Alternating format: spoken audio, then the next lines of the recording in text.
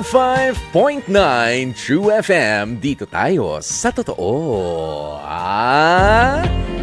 Kapatid, it's 9 minutes makalipas ang alas 12 ng tanghali. Ay, kumusta na ba ang inyong preparasyon? Ilang oras na lang. Grabe, Noche Buena na naman. Sarap-sarap naman. Ano na po bang nakahain? Kailangan may pasuspense, ha? Yung mamaya sa Noche Buena. Ibahin nyo naman dyan sa pananghalian. Hindi, joke lang. Hindi, isang luto na lang. Isang luto na lang, ganyan, ha? Para tipid naman tayo sa LPG. Tipid naman tayo sa mga recados. Lalo't ganito na, alam nyo na, naghihigpit tayo ng mahigpit ng ang sinturon. Hindi na nga makahinga na maayos. Sobrang higpit, ano? Ayan, pero syempre, lahat po tayo sana ay nakangiti, magaan ang kalooban, at merong pagmamahal sa ating mga puso. Na hindi lamang eksklusibo para sa ating mga kaibigan, ganun din. Sana may pagmamahal pa rin po tayo sa kanilang mga pauwi na. Sa kanilang mga nakagawa sa atin ng hindi maganda. Gano'n. Ipagdasal na lamang din natin. Yun na lang yung regalo natin sa kanila, no? Samantala, si Erwin Ocaña kumakaway-kaway na. Para nangiinggit na, uwi na raw siya. Nauna pa ako sa'yo dito, mauna ka pang umuwi. Ayan, ha? Kayo po ba ay nasa inyong mga trabaho? Kayo po ba ay nasa inyong mga tahanan, kapiling na nga at katsikahan ng inyong mga pamilya? Sa mga may bisita ng mga kamag-anakan, hello po sa inyo. Maligayang pagtutok sa ating programang H2H Heart to Heart. Ayan na, kumusta na po ba ang ating mga kamag-anakan abroad? Nabati na ba si nanay at si tatay? Kahit pa nga in advance ang ating pagbati sa kanila, syempre, alam nyo, iba talaga no? Ako may dalawa akong kapatid na nasa abroad, meron ding ilang mga kaibigan. Bagaman tayo dito, ang saya-saya talaga, iba pa rin ang celebration nga dito sa Pilipinas, iba rin sa kanila doon. Meron din naman silang Pasko. Doon sa mga bansa na merong mga Pasko, may celebration sila doon. Pero nakakamiss daw at tahimik. At least sa atin dito, maingay, makulay. Ayan, at syempre, kabi-kabi lang maririnig mo mga Christmas carols. Uy, nakapaghapit na ba yung mga namamasko? Yan, kumita ba? Yung mga bata at pati na rin yung mga... Alam nyo, nakakatuwa yung iba, no? Merong namasko sa amin noong nakaraan. May nakabihis na parang galing sa opisina. Ayan, tapos may daladalang gitara. Sabi ko, parang galing ka pa sa trabaho, kuya. Ay, galing pa nga ho talaga sa trabaho. Pero dahil meron akong talento at dahil magpapasko, eto, bago umuwi ay rumaraket pa. Ayan, para may maipandagdag daw sa kanyang iniipon naman para sa pamilya. Not necessarily daw sa Noche Buena, kundi sa mga anak na naghihintay, sa pamilyang naghihintay. Na-share nyo na po ba? Hindi lamang ang kwarta, na-share nyo na rin po ba ang inyong mga talent? Yan, sa mga reunion, di ba magandang i-share din naman yan? Kung hindi ikaw yung namimigay ng papremyo, ikaw naman pala yung may talent sa pagkanta. Ayan, sa pag-awit. O kaya naman ay sa pagsayaw. I-entertain mo naman yung mga friends mo, yung mga relatives mo. Pwede yan. Para naman na i-celebrate natin ng masaya nga ang ating muling pagkikita-kita. At ako po talagang masaya dahil tayo ay nagkita-kita na naman ngayong araw ng Martes. Bisperas ng araw ng Pasko.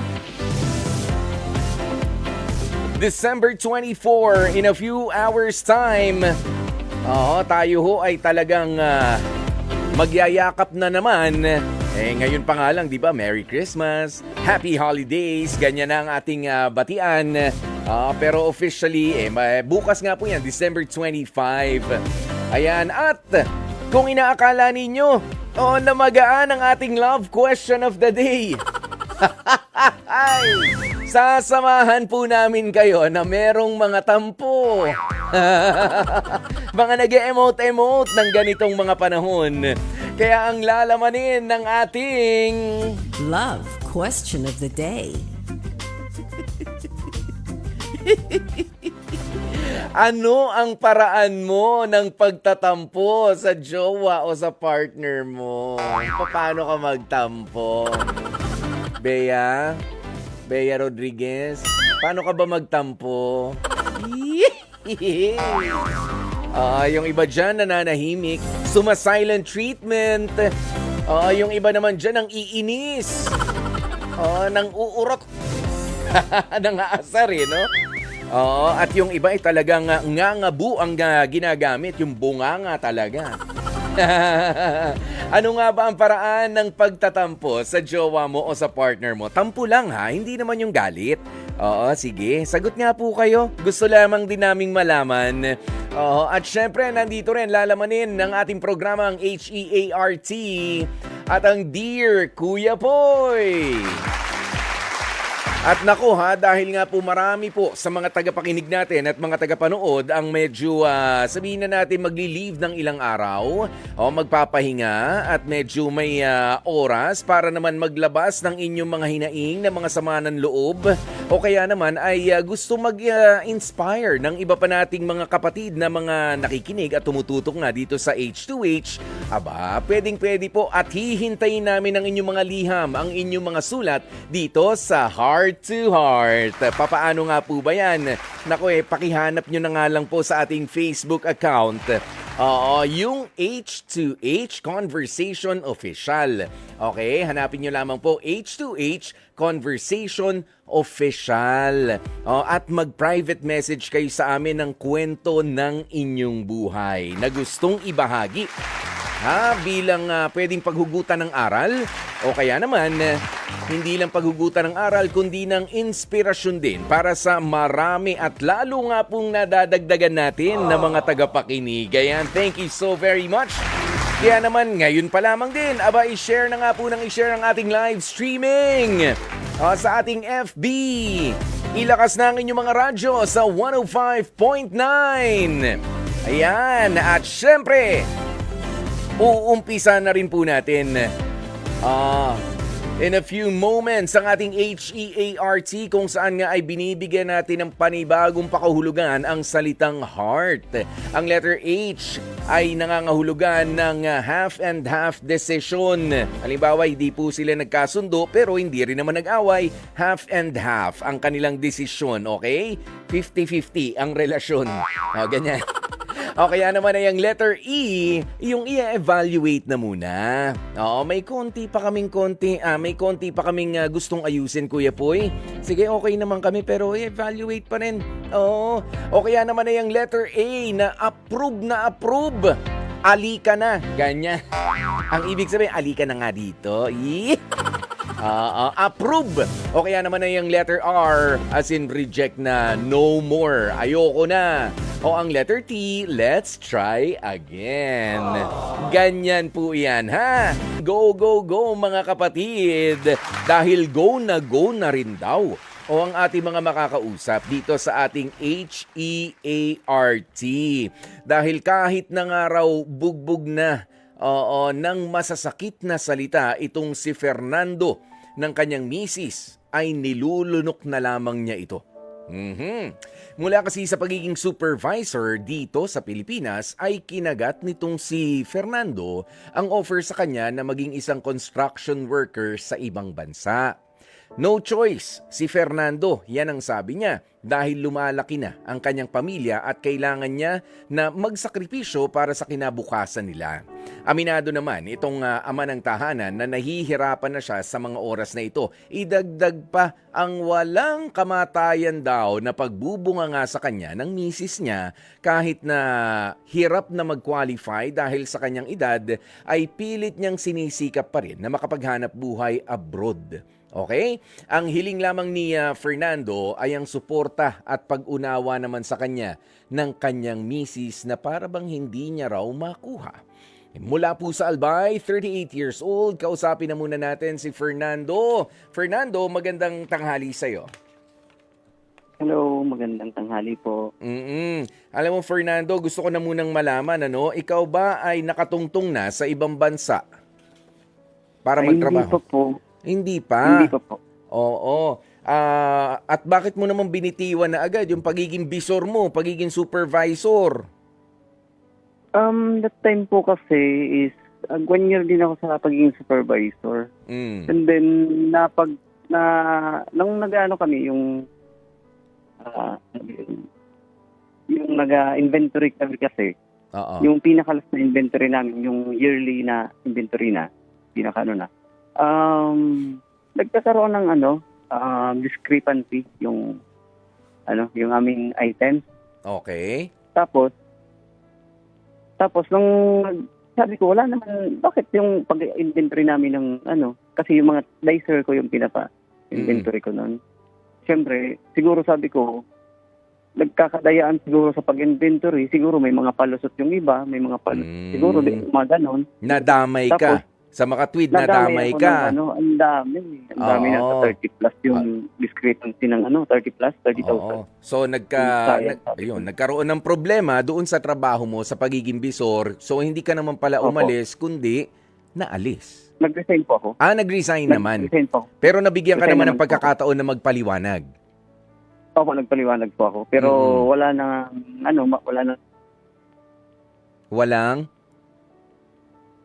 wala na nagsasalita. Oo, wala nang sige. Mamaya yan Fernando, Hello po.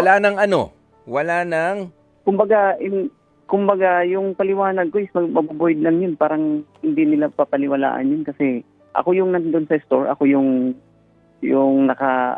nagbabantay doon, ng mga hawak ko yung mga merchandiser. Dapat ako yung nag-manage yun. Ako lang talaga ang sasalo ng lahat ng ikaw ang nadiin. bunganga ng diin yun. Ganun po. Ikaw na talaga ang nadiin. Well, ganyan Opo. talaga, meron tayong chain of command, ika nga. O command responsibility mo yan bilang supervisor. Dapat, kumbaga, doon pa lamang sa mga maliliit na mga discrepancies, nakikita mo na yan. Pero sige, hindi ko na pakikialaman. Opo. Yung trabaho mo, ito na lamang nangyayari sa inyo ng asawa mo na si Alicia. Ang sabi mo kasi sa amin, itong si Alicia ay hindi supportive doon sa plano mo na mangibang bansa. At nagbubunga nga na siya. Hindi kaya ang dahilan nito ay yung premature kasi kumbaga dapat pala may trabaho ka pa ngayon. 'Di ba? Kung hindi nangyari yung problema na yun, dapat may trabaho ka pa. Actually po, nakilala ko siya is matagal na akong supervisor noon. Mga 10 years siguro. Kasi Okay. nakilala niya ako, nag-construct. But nag-construction na po ako dito sa Pilipinas. Dito na ako nag-construction. Okay. May experience ka naman pala talaga. Opo. Okay. Bali, na ako ngayon? Mason na ako ngayon, construction. Kaya matagal na din ako.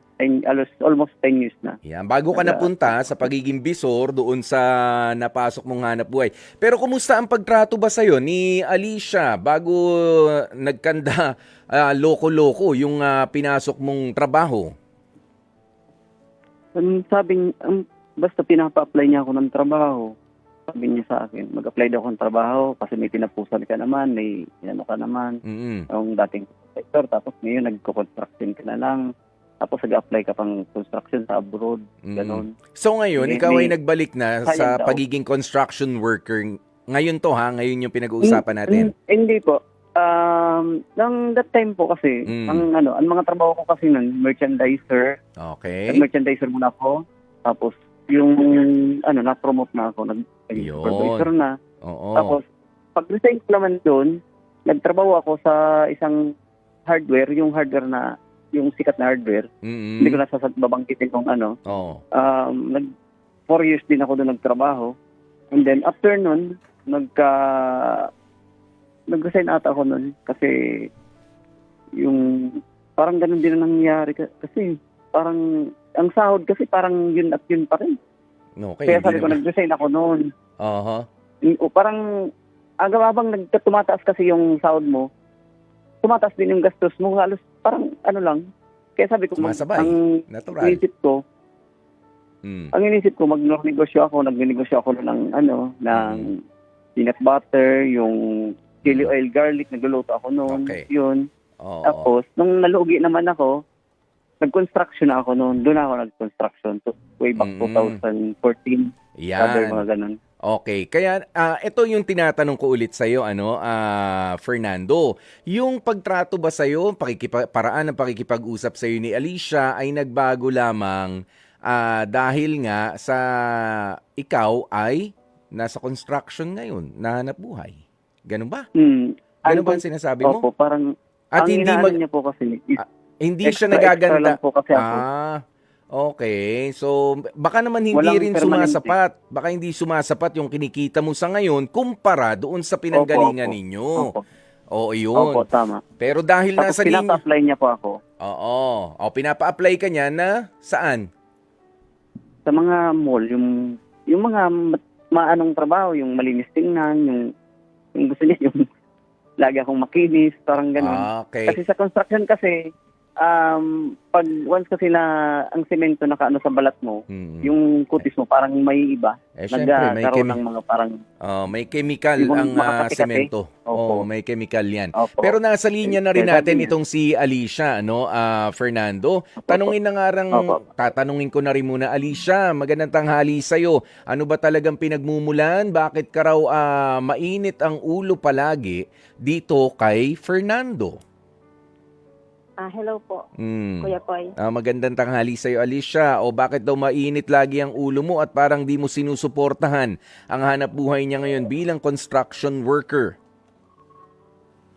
Kasi po, minsan, wala pong kita. Siyempre, bilang isang ina ng tahanan, siyempre, pag wala kang maibigay sa anak mo, siyempre, nakakaawa po. Mm-mm. Mahirap para sa isang ina. Yes, okay. Ikaw ba, Alicia, ano naman ang pinagkakaabalahan mo sa buhay at ano ang ginagawa mo para makatulong din dito kay Fernando? Bilang nandito lang naman po ako lagi sa bahay, hawak ko naman, may cellphone naman ako. May ano? Nasali po ako sa may cellphone naman po Okay. akong gamit. Mm-mm. Kasi ito naman po yung libangan ko pag tapos na ako sa mga gawain bahay. Mhm. Ang ginagawa ko po para maka-sideline, sumasali po ako sa mga free raffle po dito sa Facebook. Paano? Anong tawag? Mga free raffle po. Yung mga pa-games din po dito sa cellphone.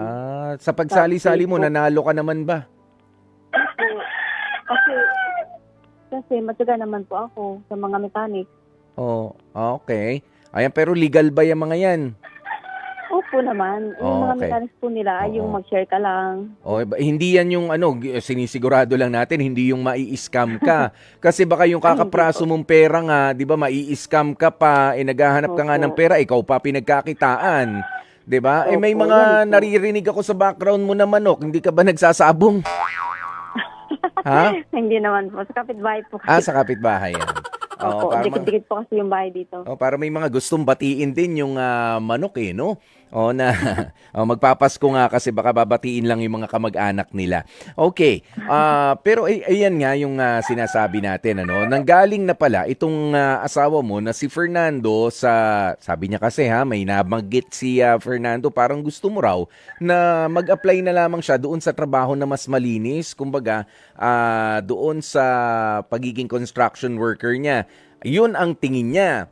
Pero sa tingin ko naman ang gusto mo lamang din ay yung mas stable na pinanggagalingan ng hanap buhay. Opo, ang gusto ko lang naman yung permanente po. Oo. Yung permanente o kung di man permanente, at least weekly or Kaya kinsenas, siguradong kita. sigurado kikita ka. Hindi yung kapag ka natigil ang construction, wala ka rin kita. Ganun ba? Opo, yun po. Oo. Opo. Ang problema, mabait kang kausap, Alicia, pero ang sabi naman dito ni Fernando, sinusungitan mo raw siya. Binubungangaan mo raw siya.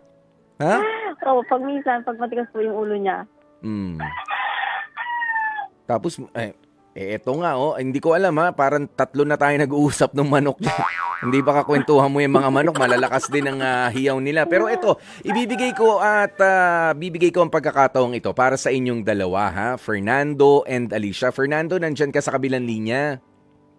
Opo. O sige, ito na ang pagkakataon. Nandito lang ako, makikinig ako sa inyong dalawa. Ano ba, Alicia, pwede bang alis ka ng konti dyan sa lumayo? Pwede bang lumayo ka ng konti dyan sa malapit sa mga manok? Ha? Dikit-dikit po kasi yung mga bahay dito. Oo, anong sabi ko? Lumayo ka malapit sa manok. Oh, di ba? Hindi, masyado ka kasi malapit dun sa manok eh. Oh, yeah, medyo lumayo-layo ka ng bahagya. Oh, ito na, maganda na pag-usapan nyo yan, Fernando at Alicia, no? Kumbaga, ilabas nyo na nilalaman ng inyong mga dibdib at malaman natin para makatulong ang ating programang Heart to Heart sa inyong kinakaharap ngayon. Okay? Ano yung gusto mo, ano yung kaya mong ibigay, Fernando? At ikaw naman, Alicia, ano ba yung pangarap mo rin para sa pamilya ninyo? And ano rin sana yung may offer mo na tulong sa asawa mong si Fernando? Okay, Fernando? Eto na si Alicia. Mag-usap kayo. Makikinig lang ako. Hello po. Ako po, ang may ko po sa hindi naman gugustuhin ng isang ama yung ang mapabayaan yung mga anak. Kaya sabi ko nga, kahit anong trabaho, tinatrabaho ko, kahit anong mga sideline dyan, kahit mahirapan ako, gagawin ko para sa mga anak ko, sa pamilya ko. Yun po.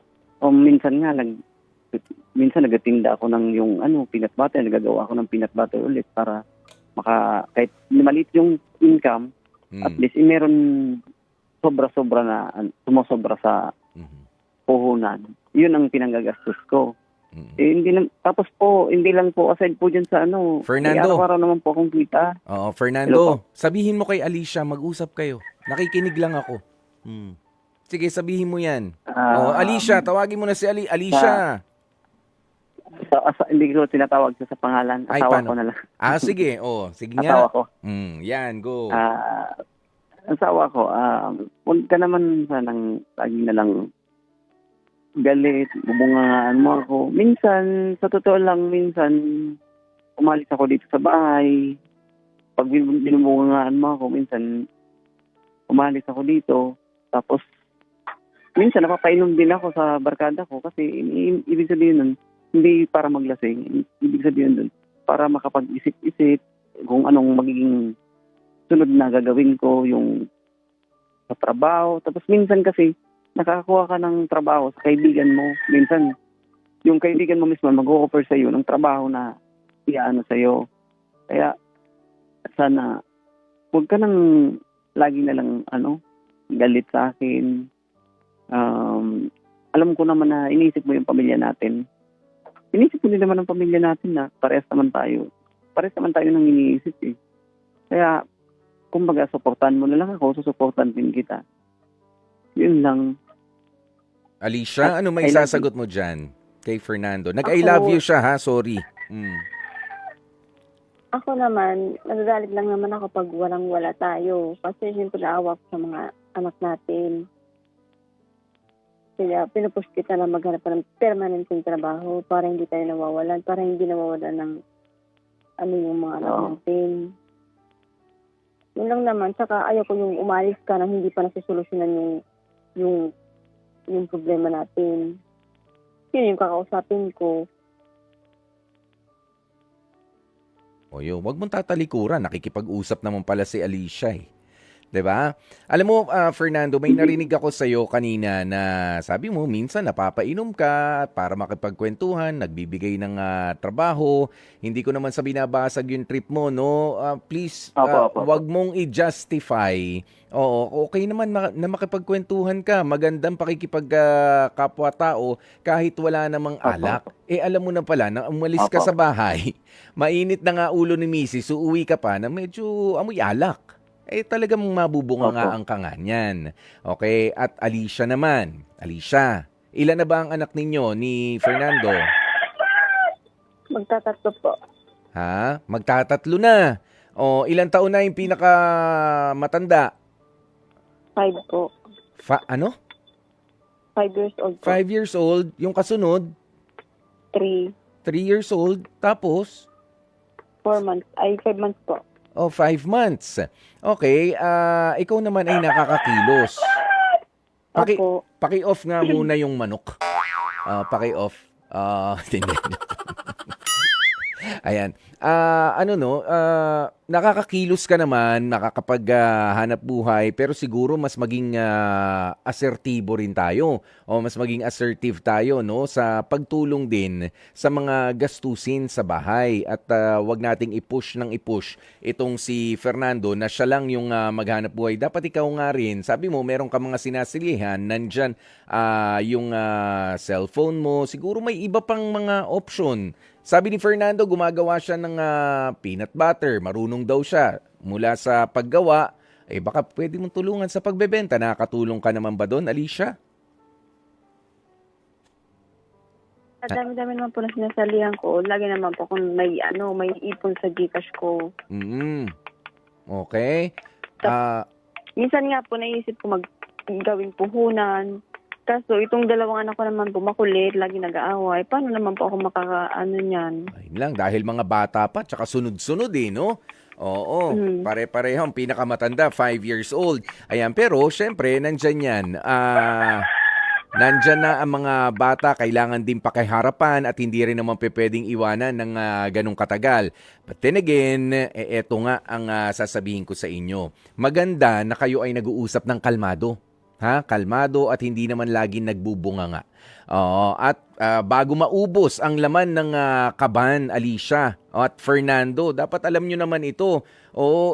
Para hindi ba sumasabog kayo na parang bulkan sa galit, iinit ang ulo kapag ubos na yung pera. Syempre, bago pa lang maubos, gumagawa na ng paraan.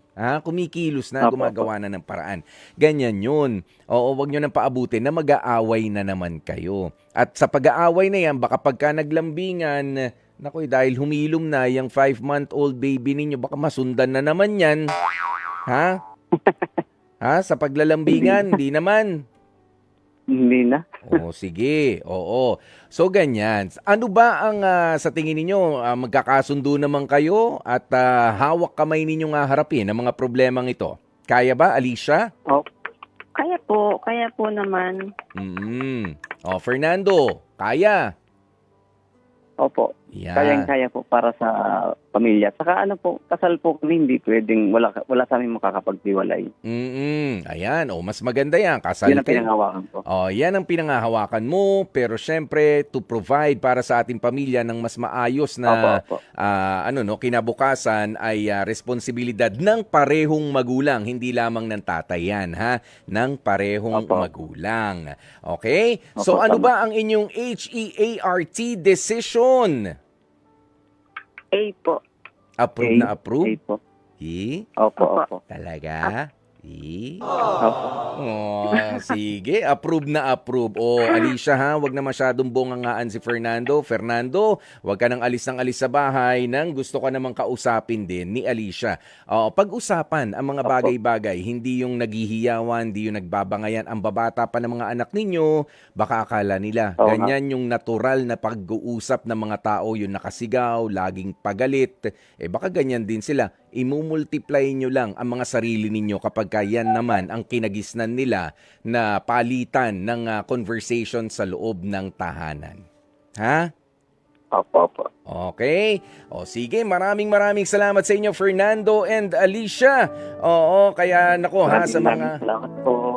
Sa mga kapatid din po natin dyan, iwasan natin yung mga matatalim at mga mabibigat na mga salita sa loob ng ating tahanan dahil nakakasira po ito ng loob, lalo na ng ating mga partner. Imbis na nakaka-inspire tayo, tayo po ay nakakainis, nakakagalit at para ba natin silang lalong itinataboy. Okay? Kaya naman, hopefully, talagang mas piliin natin na manguna ang pag-ibig muna. Of course, bago ang lahat ng ating mga selfish o ng mga kagustuhang pansarili. Okay? Kapatid, ano nga bang paraan mo pagka nagtatampo ka sa jowa o sa partner mo? Paano? Tsaka nga.